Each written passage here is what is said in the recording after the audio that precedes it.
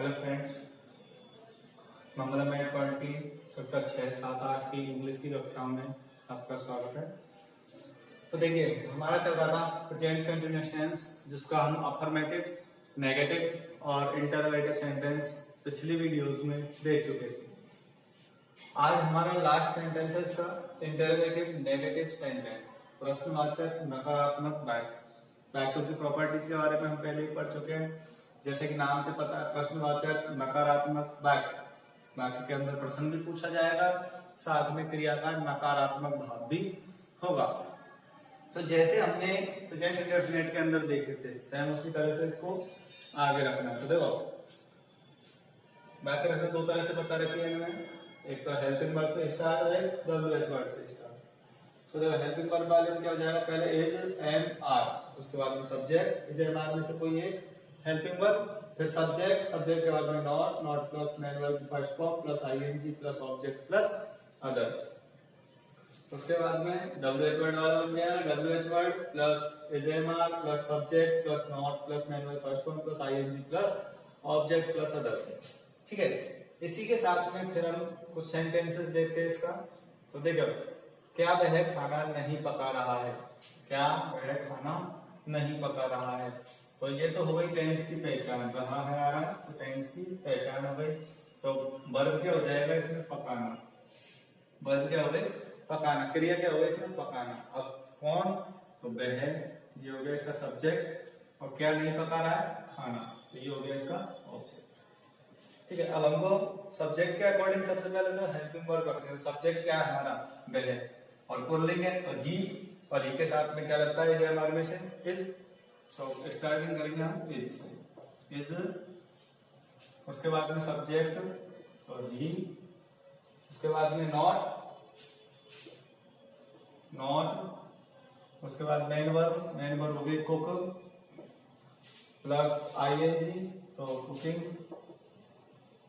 और ऑब्जेक्ट है food, cooking food, और कुछ बच रहा है, is he not cooking food. तो उसके बाद में लास्ट में question mark, is he not cooking food. Next देखिए, क्या वे अंग्रेजी नहीं पढ़ रहे हैं, ये हो गई पहचान। क्रिया क्या हो गई, पढ़ना। वे हो गया इसका सब्जेक्ट और अंग्रेजी हो गया इसका ऑब्जेक्ट। ठीक है, तो वे की इंग्लिश क्या होती है, दे, और दे के साथ में क्या लगता है, आर। तो आर के बाद में सब्जेक्ट हो जाएगा इसका दे, आर दे, और उसके बाद में not, are they not. Verb क्या हो जाएगी, पढ़ना की होती है रीड, तो रीडिंग, आईएनजी भी है ना साथ में, तो आईएनजी रीडिंग हो गया। आर दे नॉट रीडिंग, क्या ऑब्जेक्ट क्या है, इंग्लिश, तो ENGLISH, और लास्ट में क्वेश्चन मार्क। ठीक है, is he not cooking food, क्या वह खाना नहीं पका रहा है। Are they not reading English, क्या वे अंग्रेजी नहीं पढ़ रहे। ये थोड़ा WH वर्ड वाले, फिर बीच में ये प्रश्नसूचक शब्द आया है, इसको WH वर्ड बोलते हैं। WH वर्ड हो गया, वर्ब टेंस की पहचान है, रहे हो, रही है, इसमें आगे। इसमें वर्ब क्या हो जाएगी, खेलना, और ये हो गया इसका सब्जेक्ट, और ये हो गया इसका ऑब्जेक्ट। इसी तरह से इसमें वर्ब क्या हो गई, गाना, है ना, ये हो गया इसका सब्जेक्ट, और ये गाना इसका हो गया ऑब्जेक्ट। तो इंग्लिश बनाएंगे, सबसे पहले तो हमको रखना है WH वर्ड। तो क्योंकि अंग्रेजी क्या होगी, वाई, क्योंकि अंग्रेजी क्या हो जाएगी, वाई, और वाई के साथ में इजएमआर रखना है। तो तुम के साथ में क्या लगेगा, यू के साथ में क्या लगता है, आर, तो वाई आर, है ना, और तुम के साथ में यू, और तुम के लिए सब्जेक्ट क्या हो जाएगा, यू, और यू के बाद में not, why are you not. आगे वर्ब क्या है इसमें, खेलना, तो प्लेइंग। ठीक है, why are you not playing. आगे ऑब्जेक्ट क्या है, क्रिकेट। तो ये हो गया इसका translation, why are you not playing cricket, तुम क्रिकेट क्यों नहीं खेल रहे हो। आगे वह गाना क्यों नहीं गा रही है, तो सब्जेक्ट क्या हो गया इसका, ही, वो सॉरी सी, स्त्रीलिंग है इसमें सी, और सी के साथ में एज लगता है, लेकिन सबसे पहले डब्ल्यू एच वर्ड लगाएंगे तो वाई,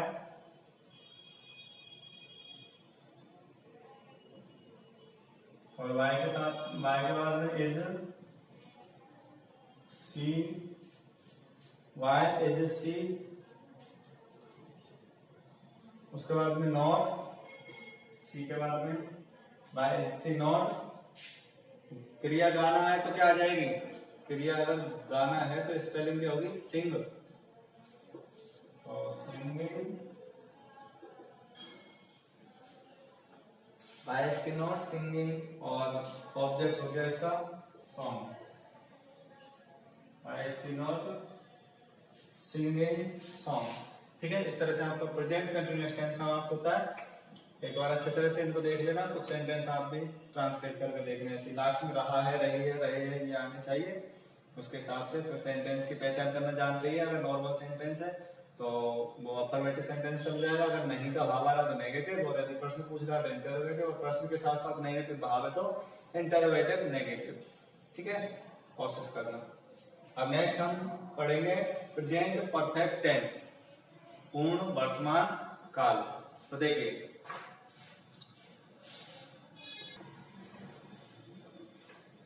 प्रेजेंट परफेक्ट टेंस, अभी अपना प्रेजेंट कंटिन्यूअस कंप्लीट हुआ है, तो प्रेजेंट परफेक्ट टेंस की स्टार्टिंग कर लेते हैं, सेंटेंस नेक्स्ट वीडियो से देखेंगे। तो इसके कुछ नियम है, उनको देख लीजिए। प्रेजेंट परफेक्ट टेंस पूर्ण वर्तमान काल, जैसे नाम से पता है पूर्ण वर्तमान काल, वर्तमान समय में कार्य का पूरा हो जाना, वर्तमान समय में कार्य का पूरा हो जाना क्या होगा, पूर्ण वर्तमान काल होगा। तो हिंदी पहचान ले लीजिए, इस टेंस के हिंदी वाक्यों के अंत में, इस टेंस के हिंदी वाक्यों के अंत में चुका है, चुकी है, चुके हैं, चुका हूं आदि शब्द आते हैं, तथा कार्य का पूरा होना पाया जाता है। कोई भी जो कार्य है वो कैसा होगा, पूरा हो जाएगा। तो देखिए जैसे वह पानी पी चुका है, वह अपना कार्य समाप्त कर चुका है, या हम अंग्रेजी पढ़ चुके हैं, तो ये सब सेंटेंस आएंगे किसमें, प्रेजेंट परफेक्ट टेंस में। जैसे रेलगाड़ी स्टेशन पर आ चुकी है, वह यहाँ से जा चुका है। तो अंग्रेजी बनाने के लिए हम तो हेल्पिंग वर्ब की जरूरत पड़ेगी हमको, तो हेल्पिंग वर्ब में किसका प्रयोग करेंगे, हैज और हैव का। किसका करेंगे, हैज और हैव का प्रयोग करते हैं। अब हैज और हैव कैसे करते हैं, तो ही, सी, इट या एक वचन कर्ता के साथ में तो करेंगे हैज का प्रयोग, और आई, वी, यू, दे या बहुवचन कर्ता के साथ में करेंगे किसका, हैव का प्रयोग। ठीक है, और सभी कर्ताओं के लिए मेन वर्ब की थर्ड फॉर्म का प्रयोग किया जाता है ना। इस टेंस में मेन वर्ब की थर्ड फॉर्म का प्रयोग किया जाएगा। परफेक्ट टेंस कोई भी हो, प्रेजेंट हो, पास्ट हो, फ्यूचर हो, सब में किसका प्रयोग किया जाएगा, मेन वर्ब की थर्ड फॉर्म का प्रयोग किया जाएगा। और बाकी के नियम सब समान होते हैं, जैसा हम पढ़ चुके हैं कि हमको पढ़ना होता है केवल सब्जेक्ट के बारे में, उसके बाद में हेल्पिंग वर्ब, उसके बाद में मेन वर्ब, और उसके बाद में ऑब्जेक्ट। इनमें से भी सब्जेक्ट और ऑब्जेक्ट तो जो होते हैं वही होते हैं, इनकी कोई फॉर्म चेंज नहीं होती है। हेल्पिंग वर्ब और मेन वर्ब के नियम पढ़ने होते हैं, तो हेल्पिंग वर्ब के नियम हमने पढ़ लिए, एज और हैव के नियम लगेंगे। तो याद रखना, ही, सी, इट या एक वचन कर्ता के साथ में हैज, और आई, वी, यू, दे या बहुवचन कर्ता के साथ में हैव का प्रयोग होगा। और इसी तरह से मेन वर्ब का नियम, मेन वर्ब का नियम में सभी कर्ताओं के लिए मेन वर्ब की थर्ड फॉर्म का प्रयोग करते हैं। ठीक है, और कल इसके सेंटेंस नेक्स्ट वीडियो में देखेंगे।